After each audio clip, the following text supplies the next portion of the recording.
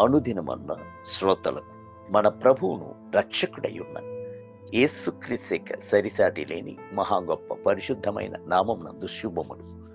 నేడు 2025 సంవత్సరము సెప్టెంబర్ మాసము 16వ తారీఖు మంగళవారం నాటి ధ్యానాంశము జలములలో పడి దాటునప్పుడు. యెషయా గ్రంథము 43వ అధ్యాయము 2వ వచనమందు, నీవు జలములలో పడి దాటునప్పుడు నేను నీకు తోడైయుందును, నదులలో పడి వెళ్ళునప్పుడు అవి నీ మీద పొర్లిపారవు, నీవు అగ్ని మధ్యను నడుచున్నప్పుడు కాలిపోవు, జ్వాలలు నిన్ను కాల్చవు. మోషేయు ఇజ్రాయేలు ప్రజలను ఎర్ర సముద్రం యొక్క ఒడ్డున నిలిచిరి. ముందున్న ఆ సముద్రం యొక్క నీళ్లను దాటుట ఎలాగూ అనుట దరిదాపులు 20 లక్షల మంది ఉన్న ఇజ్రాయేలీలకు ఒక గొప్ప సమస్యగా ఉండేది. సముద్రం యొక్క అలలు ఆక్రోశముతో ఒడ్డు తట్టునకు కరడు కొడుతూ వచ్చియుండును. అయితే ప్రభు మోషే చేతి కర్ర ద్వారా అట్టి గొప్ప సముద్రమును రెండుగా చీల్చి ఇచ్చాను. ఆ నీళ్లు మార్గము గుండా వారు నడిచినప్పుడు ప్రభువును వారితో కూడా నడిచి వచ్చుటను వారి వలన గ్రహించగలిగాను. దావీదు తన యొక్క అనుభవంను రాయిచున్నాడు. జలములు మనలను ముంచివేసి యుండును, ప్రవాహము మన ప్రాణముల మీదుగా పొర్లి పారియుండును. ప్రవాహములై ఘోషించు జలములు మన ప్రాణముల మీదుగా పొర్లి పారియుండును అని ఇజ్రాయేలీలు ఎల్లప్పుడూ అందురుగాక. 124 కీర్తన 4 మరియు 5 వచనం. మరియు దావీదు వాటికి మనలను ఎరగా అప్పగింపని యెహోవా స్తుతి నొందునుగాక అని చెప్పి దేవుణ్ణి స్తుతించుచున్నాడు.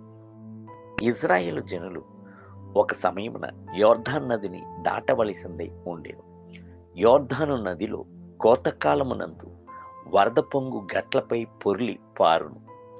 కాలు పెట్టుచున్న వారిని అమాంతముగా ఈడ్చుకొని వెళ్ళిపోవును. అది మనపు నది అని కూడా పిలువబడెను. ఇజ్రాయేలు ప్రజలు ఆ నదిని దాటుటకు ఏమి చేసెను తెలియన నిబంధన మందస పెట్టెను మోయుచున్న యాజకులను యెహోవా యొక్క మాట చొప్పున ఆ నీటిలో కాలు మోపునట్లు చేసి అప్పుడు ఆ నీళ్లు వెనుకకు తిరిగి మళ్ళెను.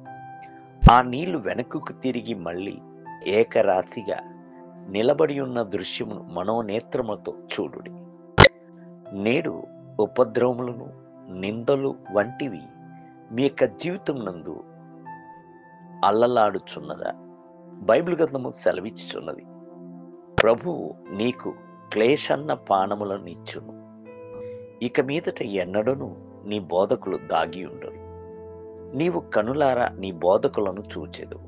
కుడి తట్టైనను ఎడమ తట్టైనను నీవు తిరగక ఇదే త్రోవ, దీనిలో నడువుడి అని నీ వెనక నుండి ఒక శబ్దము నీ చెవులకు వినబడును. యెషయా గ్రంథము 30 అధ్యాయము 20 మరియు 21 వచనం. మరొక్క నీళ్లను కూడా మనము చదువుచున్నాము. అది ఏలియాయు ఎలీషాయు దాటవలసిందయ్యున్న నీళ్లు. దానిని వారు దాటుటకు ఏలియా దుప్పటిని మెలవేసి నీటిని కొట్టవలసిందై ఉండే. అలాగున కొట్టినప్పుడు యోర్దాను రెండుగా చీలిపోయాను. అవును, ఆ దుప్పటి ఆత్మ యొక్క మాటలను శక్తిని కనబరుచుచున్నది. దేవుని బిడ్డలారా, పోరాటమయ్యున్న నీళ్లను దాటుటకు పరిశుద్ధాత్మిక శక్తి మీకు మిగుల అవశ్యం. అప్పుడు జీవితం యొక్క నీళ్లు పొర్లి పారవు. పోరాటపు నీళ్లు మిమ్ములను జయించజాలదు. నేటి ధ్యానమునకై నరులు మా నెత్తి మీదకి ఎక్కునట్లు చేసితివి, మేము నిప్పులలోను నీళ్లలోనూ పడి నడిచి వచ్చితిమి, ఆయనను నీవు సమృద్ధి గల చోటికి మమ్మను రప్పించున్నావు. 66 కీర్తన 12వ వచనం. నేటి వేద పఠనము ఉదయం సాయంత్ర గ్రంథము 25 మరియు 26 అధ్యాయం, సాయంత్రము కొరింథీయులకు రాసిన 2వ పత్రిక 9వ అధ్యాయం. ప్రభు మిమ్ములను దీవించునుగాక. ఆమేన్.